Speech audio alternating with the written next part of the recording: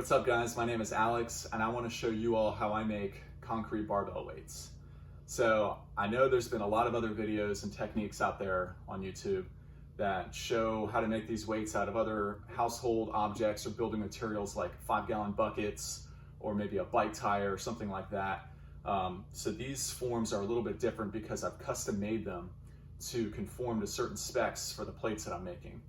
Namely, the 45 pounders here are going to be 17.72 inches in diameter, which is really important because that's going to give us the correct height of a barbell off the ground when we're doing deadlifts.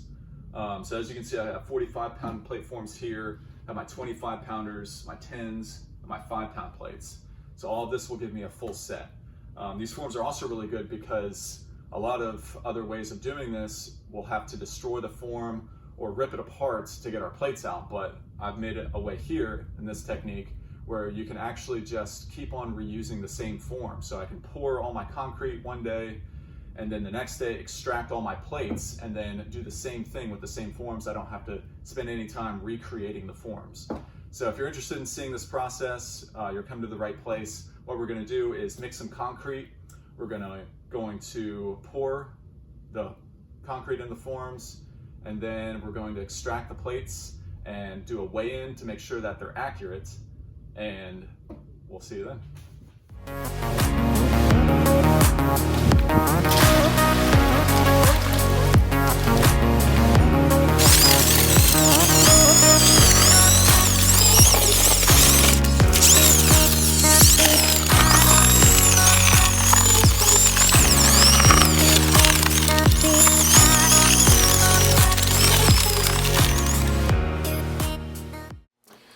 Alright, so here we go guys with the pouring process. I just wanted to show you what that looks like for one of the 45-pound plates. So here you can see kind of the more intricacies of my form. We got the plywood, we got my aluminum, we got my PVC jig, so that when I put my PVC piece in here, it's exactly right in the center.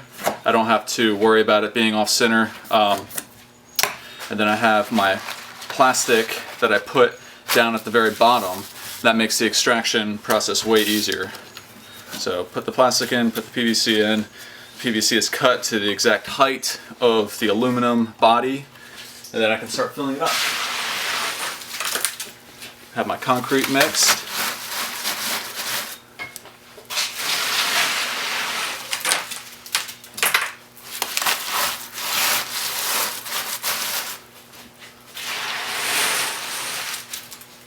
So yeah, once again, I'm using fiber reinforced concrete. That's the best. That's going to give us the strongest bond and make the weights a lot more durable, especially in the beginning when they're still curing and trying to get them out of the forms.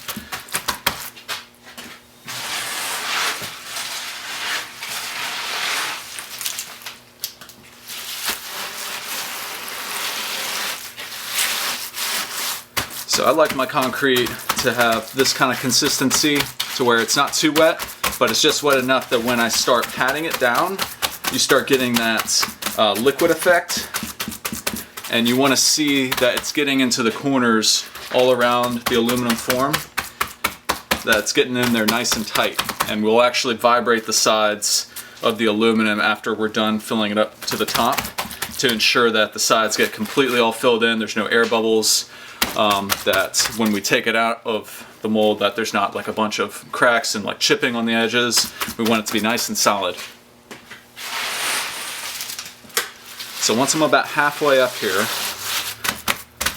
I'm going to go ahead and get my steel mesh. I'm going to put right in the center of it.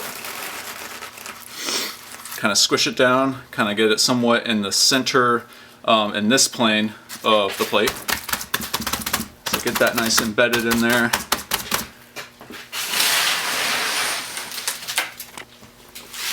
And then we start filling up more.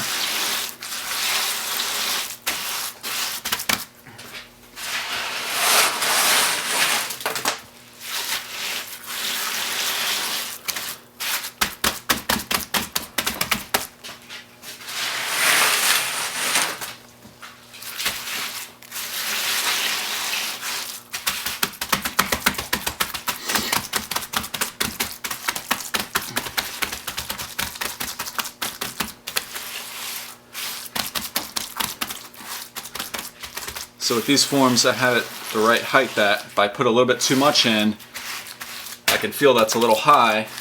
I just take a little bit off like that. Because I want it to be the exact height of the height of my aluminum.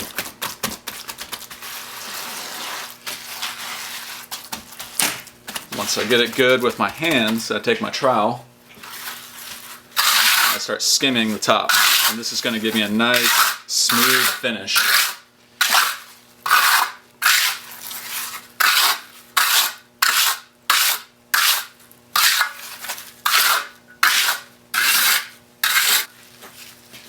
Alright, now I got my smooth finish. I'm going to get my oscillator tool.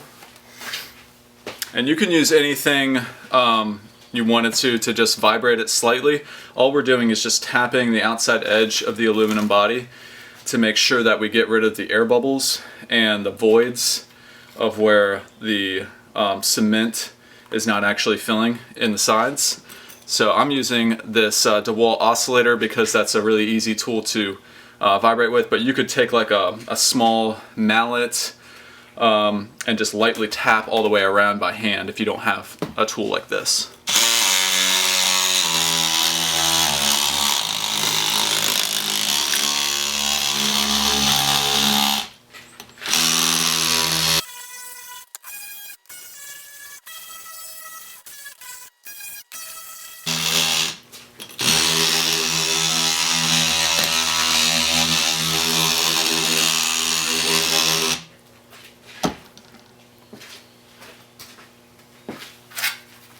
Alright, I'm just going to scrape away a little bit of these bubbles that came up, kind of smooth those out again.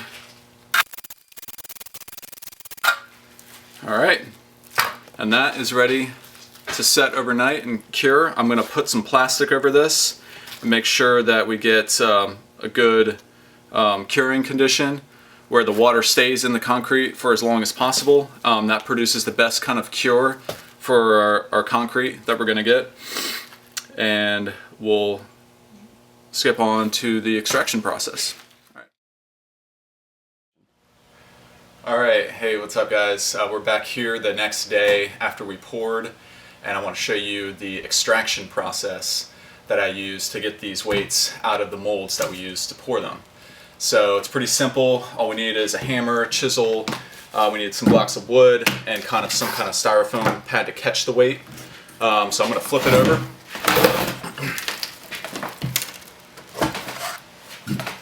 Put my blocks of wood to hold it up.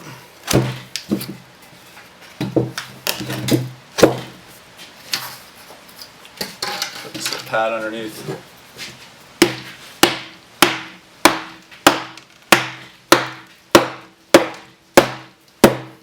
You know it's starting to work when you hear the different sound when you're banging on the back of the form, because it's starting to hollow out. That means that the weight is starting to drop through.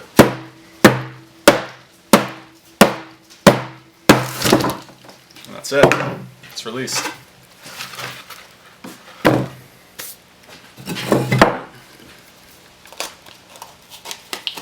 So take this plastic off.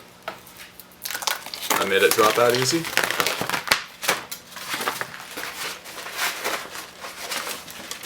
That to the side.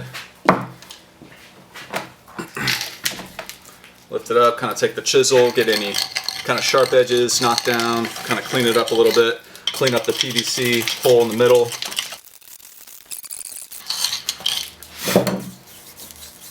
Once you're kind of cleaned up, you can, I usually mark it, the date, and just give a notation of what kind of weight it is. So we'll set this one aside. And speaking of what weight it is, I have two of them that I already got out earlier today.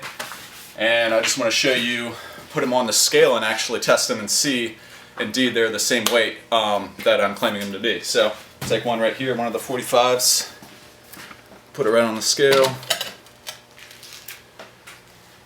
44.8. Take this other one, it's pear, put it right on the scale.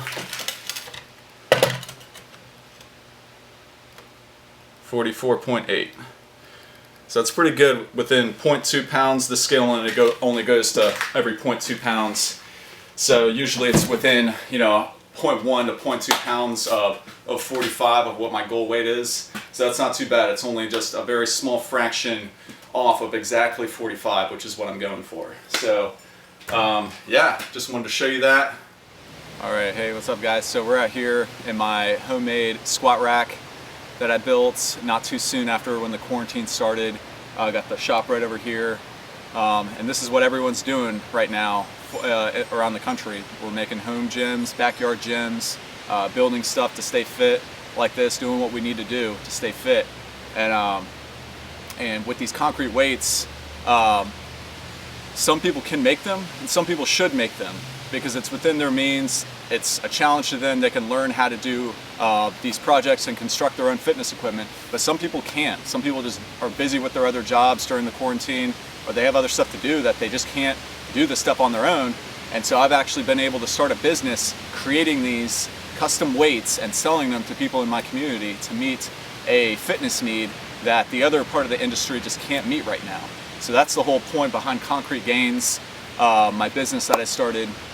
And I've been doing really well. I've been able to sell a lot of weights and meet a lot of needs. And I wanted to make this video to help other people do the same thing, to take this knowledge and put it to use, creating their own fitness equipment and also making some side money doing it and selling it to people in their community that are needing fitness equipment right now too. Because there's no reason why we can't all start doing this and meet the industry where it's lacking right now. So for that reason, I also have a short, concise ebook with all of my measurements, all of the calculations that I use, all of the materials, exact list of step-by-step instructions of everything that we saw, but in way more detail.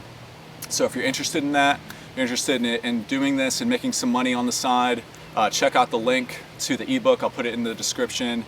You can go visit the page. It's gonna be cheap. Yeah, I hope you guys enjoy this and happy gains. Bless you.